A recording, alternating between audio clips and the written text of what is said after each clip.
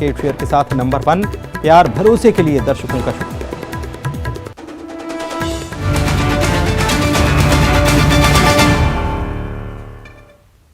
स्वागत है आप सभी का, आपके साथ मैं हूं पुनीत। तो शिमला से बड़ी खबर बता देते हैं आपको। कांग्रेस विधायक दल की बैठक यहां पर चल रही है और सीएम भूपेश बघेल की अगुवाई में ये बैठक हो रही है। यहां सीएम के नाम पर तकरार जारी है। 3 गुटों में कांग्रेस के विधायक बंट गए हैं और इसकी वजह से यहां तकरार हो रही है। विधायक दल की बैठक हो रही है और मुख्यमंत्री भूपेश बघेल की अगुवाई में ये बैठक हो रही है। कांग्रेस ने बम्पर जीत यहां पर हासिल की है और इसके बाद बहुमत मिलने के बाद अब बात हो रही है कि कमान कौन संभालेगा। इसको लेकर सभी से चर्चा की जा रही है और विधायक दल की बैठक हो रही है। लेकिन यहाँ पर कांग्रेस के अलग अलग गुट नजर आए, 3 गुट यहाँ पर नजर आए हैं और विधायक 3 अलग अलग गुटों में हैं और सब अपने गुट से मुख्यमंत्री बनाने की चाहत रखते हैं और तकरार भी चल रही है। और इसी बीच चर्चा हो रही है कि किसे विधायक दल का नेता चुना जाएगा।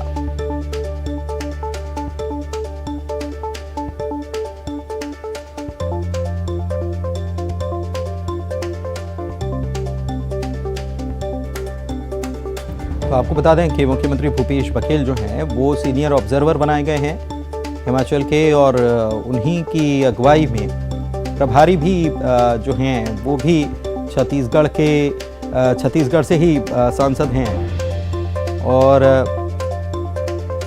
राजीव शुक्ल जो हैं वो प्रभारी हैं और सीनियर ऑब्जर्वर भूपेश बघेल बनाए गए हैं और उनकी अगुवाई में ये बैठक हो रही है और चर्चा चल रही है कि विधायक दल का नेता कौन होगा। मुख्यमंत्री के नाम पर सबको एक साथ लाना है कि एक कोई नाम तय हो जाए, लेकिन यहाँ पर समस्या बड़ी आन खड़ी हुई है और समस्या ये है कि 3 अलग अलग गुट यहाँ पर सामने आए हैं कांग्रेस के और जो विधायक हैं वो अपने अपने गुट से चाहते हैं कि मुख्यमंत्री उनके गुट से बने, विधायक दल का नेता उनके गुट से हो। और इसी समस्या को अब सुलझाने के लिए बैठक चल रही है। तो बड़ी खबर आपको बता रहे हैं, सीएम भूपेश बघेल की अगुवाई में ये बैठक और मुख्यमंत्री ने यह भी कह भी दिया था कि विधायक दल की बैठक में और साथ ही साथ आला कमान से ग्रीन सिग्नल मिलने के बाद ये तय हो जाएगा कि हिमाचल में मुख्यमंत्री कौन होगा। लेकिन उसके पहले ये बड़ी बैठक हो रही है, विधायक दल की बैठक हो रही है और सीएम भूपेश बघेल की अगुवाई में ये बैठक चल रही है। तस्वीरें कुछ देर पहले की हैं और साथ ही साथ हम लाइव तस्वीरें भी आपको बीच में दिखा रहे थे। वहाँ पर कांग्रेस के कार्यकर्ता जो हैं, विधायकों के समर्थक जो हैं वो बाहर जुटे हुए हैं और अपने अपने नेताओं के लिए नारेबाजी करते हुए नजर भी आ रहे हैं।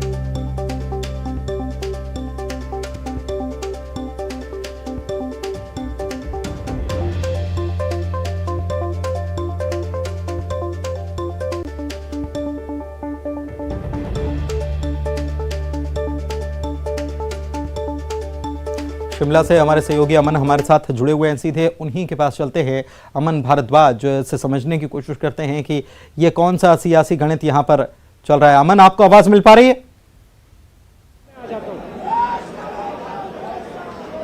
जी जी जी जी मिल पा रही है। क्या चल रहा है वहाँ? बड़ी गहमा गहमी है अमन, और क्या चल रहा है यहाँ पर? क्योंकि विधायक दल का नेता कौन होगा इसको लेकर मंथन चल रहा है, लेकिन 3 अलग अलग गुट।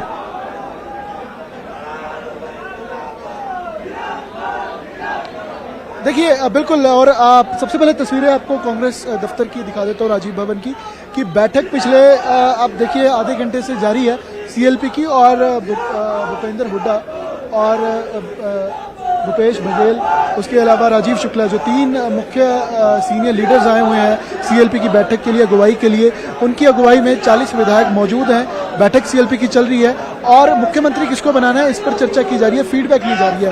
अहम जानकारी ये है कि आज ही निर्णय लिया जाएगा कि मुख्यमंत्री कौन है और 3 की बजाय अब 2 के बीच में टक्कर है, सुक्खू और प्रतिभा सिंह। प्रतिभा सिंह क्योंकि एमपी भी हैं, अध्यक्ष भी हैं, वीरभद्र सिंह की लेगेसी कंटिन्यू करने की बात करती हैं, और वहीं सुक्खू का अपना कैडर है, यंग है, प्रियंका गांधी के खास हैं, सीनियर लीडरशिप के खास हैं, तो उनके और प्रतिभा सिंह के बीच में लॉबिंग भी हुई। विधायकों को पूछा जा रहा है, फीडबैक ली जा रही है कि किसको आप अपना लीडर चुनना चाहते हैं, अमन, किसको आप क्या मुख्यमंत्री हिमाचल का देखते हैं, क्योंकि अगर हम गलत नहीं है तो क्या यहाँ पर भी राजस्थान जैसी सियासत यहाँ पर भी नजर आ रही है? अशोक गहलोत बनाम सचिन पायलट वाला जो आप बता रहे हैं वैसा ही कुछ है क्या यहाँ पर? आप बता रहे हैं कि यंग एनर्जेटिक है सुखू और इधर प्रतिभा सिंह सीनियर हैं, अनुभवी हैं।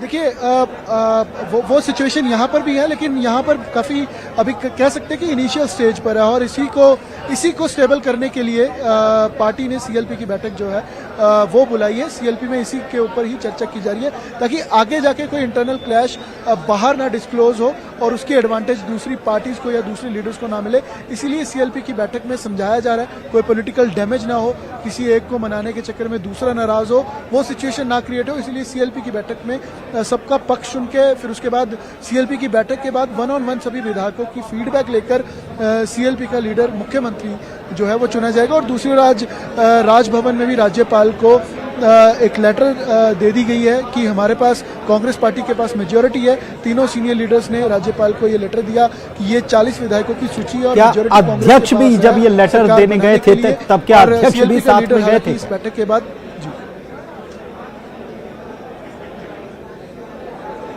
देखिए उस समय स्टेट लीडरशिप का कोई भी साथ नहीं गया था, ना ही प्रतिभा सिंह, ना ही कोई विधायक, कोई और, पर 3 लीडर्स ने ये लेटर जरूर देकर आए हैं और इतना जरूर जानकारी दी थी कि सीएलपी की बैठक में निर्णय होगा।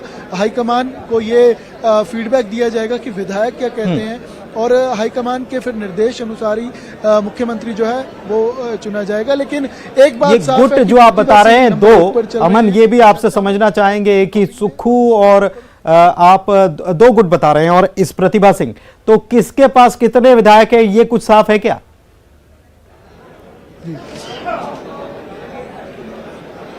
देखिए प्रतिभा सिंह के पास 25 से 30 विधायकों की लॉबिंग थी, वहीं सुक्खू के पास 15 से 20 और ये आंकड़ा कम ज्यादा हो रहा था, किसी के पास ज्यादा हो जाते थे, किसी के पास कम। और इसी क्लेम के चलते फीडबैक भी हाईकमान को दिया गया कि मेरे पास इतने विधायक हैं। चंडीगढ़ में सुक्खू से बैठक की इन 3 नेताओं ने और वहीं प्रतिभा सिंह से आज 30 मिनट होटल सिसल में शिमला बैठक की। और एक इतना जरूर इसमें डेवलप हुआ कि मुकेश अग्निहोत्री जो तीसरे नंबर पर सीएम रेस में थे, उन्होंने अपना समर्थन प्रतिभा सिंह को दिया है। तो लाजमी तौर से जो विधायक उनके साथ जुड़े हुए थे तो वो भी प्रतिभा सिंह के कैडर में आए हैं। पर अपना अपना दोनों का एक्सपीरियंस है, अपनी अपनी अप्रोच है। प्रतिभा सिंह क्योंकि 7 बार उनके पति मुख्यमंत्री रहे हैं प्रदेश के, तो और कहीं ना कहीं लेगेसी भी का दावा करते हैं कि लेगेसी को कंटिन्यू करना चाहते हैं। लेकिन ये बात उनके खुद के खिलाफ भी कहीं ना कहीं जाती है क्योंकि परिवारवाद का आरोप कांग्रेस पर लगता है। ठीक है, मतलब क्लैश बना हुआ है, लेकिन अब देखना होगा कि इस बैठक में क्या कुछ निकलकर सामने आता है, कैसे सबको एक राय कर लिया जाता है और बाद में भी कोई स्थिति ना बिगड़े, इस पर भी कैसे सहमति बनाई जाती है। शुक्रिया अमन आपका इस जानकारी के लिए। दुर्ग से बड़ी खबर की बात करते हैं। अतिक्रमण हटाने के लिए निगम की टीम गई थी और बेरंग उसे लौटना पड़ा है। 2 दुकानों को दरअसल तोड़ने के लिए टीम पहुंची थी और कोर्ट के आदेश पर इंदिरा मार्केट की दुकान तोड़ने के लिए टीम गई थी। दुकानदारों ने अपनी बातों से टीम को उलझाया और तोड़ने की बारी आने पर कोर्ट का स्टे ऑर्डर थमा दिया। यानी बड़ा नाटकीय घटनाक्रम यहां पर हुआ है।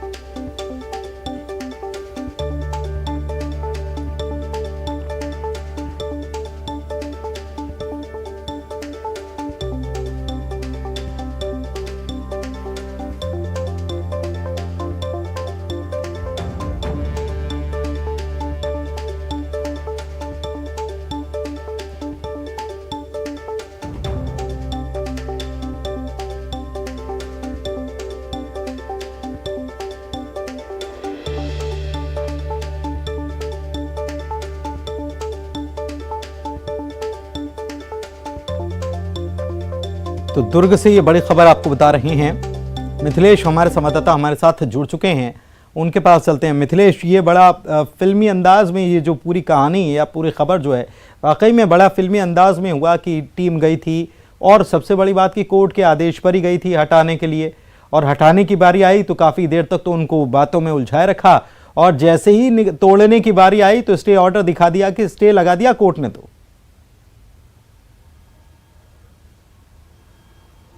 निश्चित रूप से एक फिल्मी अंदाज में ही ये पूरी घटना हुई है। ये पूरी घटना जो है वो दुर्ग के इंदिरा मार्केट की है। जब कोर्ट का ऑर्डर लेकर वहां पर टीम पहुंची हुई थी, उस दौरान दुकान वाले को ये पूरा विश्वास था कि समय रहते उसकी दुकान बच जाएगी, क्योंकि वो स्टे ऑर्डर ले आया है। जिस तरह से टीम वहां पर पहुंची, काफी देर तक उसने पहले तो विरोध किया, क्योंकि इस पास में हाथ में जो है स्टे ऑर्डर नहीं था। काफी देर तक हंगामा होता रहा। वो अपने साथियों को बुला लिया। उसके बाद में विवाद की स्थिति बनी रही और जैसे ही उसके पास में वकील के माध्यम से कोर्ट का स्टे ऑर्डर आया, सीधा उसने थमा दिया और ये पूरी कार्रवाई उस समय तक के लिए रुक गई, जब तक के लिए उनके पास में अगला कोई कोर्ट का आदेश नहीं आता है। तो इस तरह से एक नाटकीय ढंग से आज ये पूरा घटनाक्रम हुआ। तो नगर निगम दुर्ग की टीम को आज बैरंग लौटना पड़ा है, क्योंकि जिस तरह से दुर्ग नगर निगम लगातार कार्रवाई कर रहा था, अति अवैध अतिक्रमण के खिलाफ में एक अभियान चलाकर कार्रवाई कर रहा था। पखवाड़े भर से ये कार्रवाई चल रही है, लेकिन आज जब जिस तरह से बैकफुट में आना पड़ा है नगर निगम की टीम को, तो एक बड़ा ही हास्यास्पद मामला हो गया था। फिलहाल जो है अब ये पूरी जो टीम की जो कार्रवाई है वो रुक गई है और टीम का ये कहना है नगर निगम की कि वे अब अगला जो ऑर्डर लेकर आएंगे वे कोर्ट का आदेश का जल्द लेकर आएंगे और जिस तरह से गलत तरीके से दुकान का निर्माण किया गया है उसके विरुद्ध कार्रवाई की जाएगी। शुक्रिया मिथिलेश आपका इस जानकारी के लिए। अंबिकापुर से बड़ी खबर बता दें, शिक्षिका के साथ बदसलूकी का मामला है और इस मामले में बड़ी कार्रवाई हुई है। उदयपुर ब्लॉक के बीईओ को निलंबित कर दिया गया है। Block education officer D N Mishra को निलंबित किया गया है। प्राथमिक शाला कोटेरबुड़ा की सहायक शिक्षिका के साथ दुर्व्यवहार करने और शिक्षिका को अपमानित किए जाने की शिकायत मिली थी। छेड़छाड़ के खिलाफ शिकायत मिली थी और सही पाए जाने पर यह कार्रवाई की गई। स्कूल शिक्षा विभाग के अपर सचिव ने ये निलंबन का आदेश जारी कर दिया है। श्रवण हमारे सहयोगी हमारे साथ फोन लाइन पर जुड़े हुए हैं, उनसे बात करते हैं। श्रवण, इसको लेकर हमने देखा था कि नाराजगी भी जाहिर की गई थी इस पूरी घटना के बाद और अब जाकर कार्रवाई हुई है।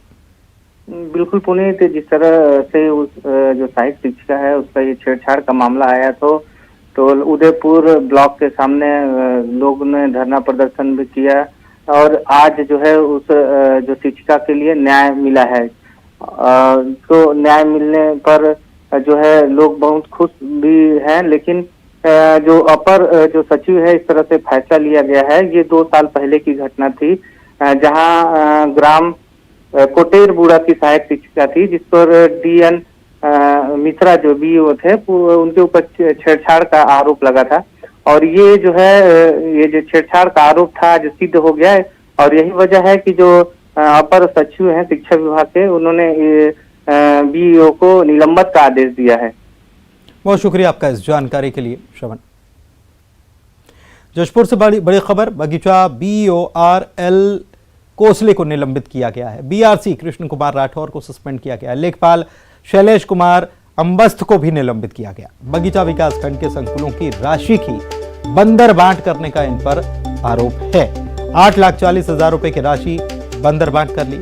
लेखपाल शैलेश अंबस्त पर 13,000 रुपए रिश्वत लेने का आरोप है। स्कूल शिक्षा विभाग के अवर सचिव ने यह कार्रवाई। दीपक सिंह हमारे संवाददाता जशपुर से जुड़े हुए हैं। दीपक, क्या जानकारी इस खबर को लेकर? जी पुनीत, मैं आपको बताऊं कि बगीचा बीईओ जो आरएल कोसले हैं उनको आज निलंबित कर दिया गया है। वहीं जो बगीचा के बीआरसीसी हैं कृष्ण कुमार राठौर, उनके साथ जो रेखापाल है शैलेश कुमार अंबस, इनको भी निलंबित किया गया है। स्कूल शिक्षा विभाग के अवर सचिव ने यह कार्रवाई की है और इस मामले की शिकायत लगभग 5 माह पहले हुई थी, जब संकुल समन्वयकों ने जिला कलेक्टर को इस मामले की शिकायत की थी कि बगीचा बीईओ एवं बीआरसी एवं लेखापाल के द्वारा 8,40,000 रुपए की राशि का बंदरबाट किया गया है। उनसे जो है जबरदस्ती जो है इस पैसे को नकदी दिया गया, जबकि ये जो है क्रय विक्रय नियम के तहत जो है इस राशि से खरीदी की जानी थी, लेकिन सीधे सीधे राशि उन्होंने नकदी देकर इसका बंदरबाट किया और इस मामले की लंबी जांच चली। जांच के बाद अब ये कार्रवाई हुई है और सबसे बड़ी बात मैं आपको बताऊं कि 2 दिन पहले भी जशपुर कलेक्टर जो है उन्होंने इस मामले में जो बीआरसी कृष्ण कुमार राठौर और रेखापाल के पर कार्रवाई की थी और बीआरसीसी कृष्ण कुमार राठौर को पद से बर्खास्त किया था जशपुर कलेक्टर ने और जो रेखापाल है शैलेश कुमार अंबस, इनको निलंबित किया था। लेकिन अब एक बार फिर से राज्य शासन से नया आदेश जारी हुआ है और अब इसमें इस मामले में तीनों के खिलाफ जो है निलंबन की कार्रवाई की गई है। शुक्रिया आपका इस जानकारी। और दिल्ली से बड़ी खबर, G20 के चौथे स्थायी वित्तीय कार्य समिति की समूह की बैठक जो है ये सितंबर 2023 में होनी है और छत्तीसगढ़ में यह बैठक होगी।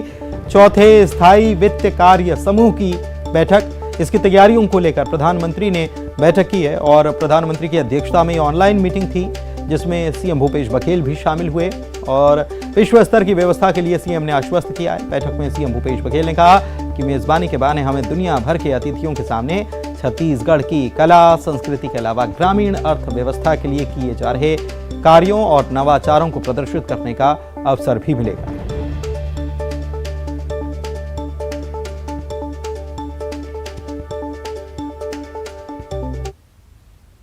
रायपुर में 8 साल की बच्ची के अपहरण का मामला सामने आया है। बच्ची बुधवार की शाम अपने घर के बाहर खेल रही थी, अचानक से वो लापता हो गई। परिजनों को शक है कि कोई बच्ची को कार से उठाकर ले गया, जिसके बाद पुलिस सीसीटीवी फुटेज खंगालने में जुटी है। बच्ची के संबंध में कोई सुराग फिलहाल नहीं मिल पाया। एक 8 साल की बच्ची का मतलब गुमने का प्रकरण है जिस पर से धारा 363 भादवी की तहत अपराध पंजीबद्ध किया गया है। परसों शाम से बच्ची जो है खेल रही थी अपने दोस्तों के साथ, उसके पश्चात से वह दिखाई नहीं दी है। इस संबंध में जो है उनके परिजनों द्वारा थाना आकर रिपोर्ट दर्ज की गई है। पुलिस द्वारा इस संबंध में जो है उनके परिजनों से और उनके साथ बच्चे जो खेलने वाले साथ में थे उनसे पूछताछ की जा रही है। साथ में जो है आसपास के सीसीटीवी फुटेज वगैरह भी देखे। रायपुर में नशीली मॉर्फिन पाउडर के साथ 2 गिरफ्तारी हुई हैं। इनके पास से 4 ग्राम मॉर्फिन जब्त किया गया है। एनसीबी की टीम ने दोनों का इंदौर से ही पीछा किया। दोनों रायपुर एयरपोर्ट पहुंचे, दोनों को गिरफ्तार कर लिया गया। एनसीबी को ये सूचना मिली थी कि कोई व्यक्ति जो है यहाँ का वो यहाँ से कुछ कुरियर के माध्यम से ड्रग्स गोवा भेज रहा है। जिस कुरियर कंपनी के माध्यम से भेजा जा रहा था उस कुरियर कंपनी को इसमें कुछ संदेह हुआ था पार्सल में। जब उन्होंने पार्सल को खोल के देखा तो उसमें लगभग 4 ग्राम ड्रग्स मिला था और उन्होंने इसकी सूचना एनसीबी को दी थी और एनसीबी के आवेदन पर थाना देवेंद्र नगर में जो है एनडीपीएस एक्ट के तहत कार्रवाई की गई है और इसमें आरोपी जो लड़का और लड़कियाँ दोनों हैं उनको गिरफ्तारी कर ली गई है और इसमें आगे की कार्रवाई की जा रही है। रायपुर में नशे में धुत युवक और युवतियों ने पेट्रोल पंप पर जमकर हंगामा किया और मारपीट की। मामला पचपेड़ी नाका स्थित पुजारी पेट्रोल पंप का। नशे की हालत में 3 युवक 2 युवतियां सिगरेट पीते हुए पेट्रोल डलवाने पहुंचे थे। इस दौरान डब्बे में डीजल लेने को लेकर विवाद हुआ। ये इतना बड़ा कि मारपीट शुरू हो गई। मारपीट की पूरी घटना सीसीटीवी में कैद हो गई। पुलिस जांच कर रही है।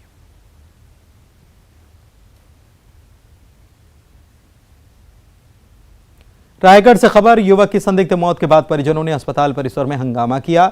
युवक जिंदल प्लांट के वेल्डिंग सेक्शन में काम करता था। उसकी लाश संदिग्ध हालात में सड़क के किनारे मिली। इसके बाद मौके पर पहुंची पुलिस ने शव को पोस्टमार्टम के लिए भिजवाया, लेकिन जब परिजनों ने मौत का कारण जानना चाहा तो पुलिस और अस्पताल की तरफ से कोई जानकारी नहीं दी गई। इससे नाराज परिजन और ग्रामीणों ने पहले तो अस्पताल में हंगामा किया, फिर एसपी कार्यालय का घेराव किया। पुलिस के निष्पक्ष जांच के आश्वासन के बाद मामला शांत हो पाया। हमको 5:30 बजे पुलिस के द्वारा सूचना मिला कि इसका एक्सीडेंट हो गया है और रोड में लाश पड़ी हुई है। ठीक है सर, हम लोग पीएम हो गए। हमको कुछ रिपोर्ट अभी तक हमको कुछ जानकारी नहीं मिला है कि पीएम में क्या हुआ है, ये भी अपने को नहीं पता।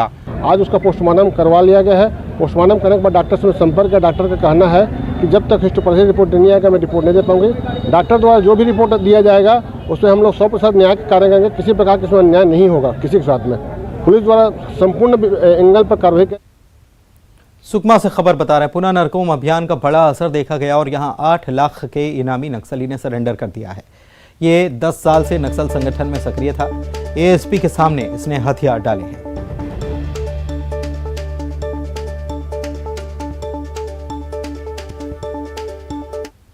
राजनांदगांव से खबर, जहां पर लोगों को सस्ती दर पर सामान देने के नाम पर लाखों रुपए का फर्जीवाड़ा किया गया। अमन ट्रेडर नाम की दुकान ने कम दाम पर सामान देने का झांसा दिया। सैकड़ों लोगों से लाखों रुपए जमा कराए और सभी को एक निश्चित तारीख पर सामान देने के लिए कहा। इस बीच लोगों को एक दो दिन से दुकान बंद होने की जानकारी मिली। इसके बाद फर्जीवाड़े का शक हुआ। बड़ी संख्या में आज लोग यहां इकट्ठा हो गए और शटर उठाकर दुकान के अंदर रखे सामान को लूट लिया। मामले की खबर मिलते ही पुलिस मौके पर पहुंची। लोगों की शिकायत पर मामला दर्ज किया गया। इस पूरे मामले की जांच कर रही है और आरोपियों की तलाश में जुटी है।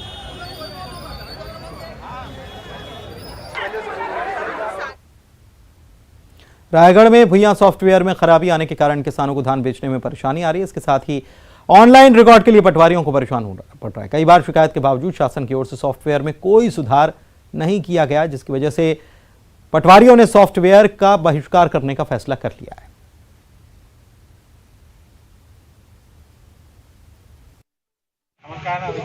अच्छा, दो अलग अलग बनाए, एक ही में नहीं लिखे हैं। अभी प्रदेश स्तर पे 12 से लेकर 16 तारीख तक ऑनलाइन भुइयां सॉफ्टवेयर का बहिष्कार किया जा रहा है।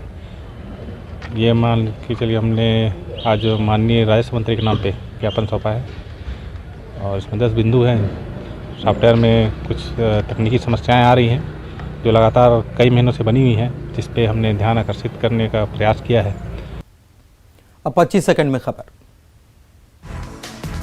पेंड्रा जिले से फिर नाबालिग लड़की लापता। पिछले 2 महीने में नाबालिगों के गायब होने की 8वीं घटना, अब तक सिर्फ 2 बरामद। कवर्धा में सरकारी जमीन पर